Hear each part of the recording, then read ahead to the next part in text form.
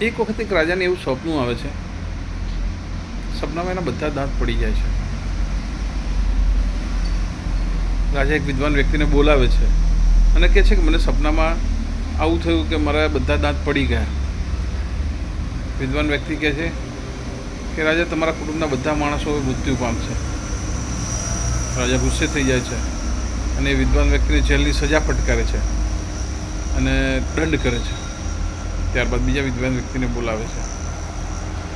કહે છે મને સપનું આવ્યું કે મારા બધા દાંત પડી ગયા. એ વિદ્વાન વ્યક્તિ બહુ જ સરસ રીતે જવાબ આપે છે રાજાને કે આપના કુટુંબ આપ સૌથી વધારે લાંબુ જીવવાવાળા વ્યક્તિ છો.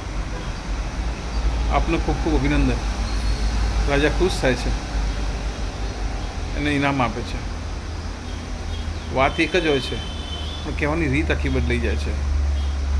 વ્યક્તિ એના જીવનમાં કોઈ પણ વાત એવી રીતે કરવી જોઈએ કે સામેવાળાને એનો આનંદ થાય, ના કે દુઃખ. મારું નામ કિરણ સુશીલાબેન પારે.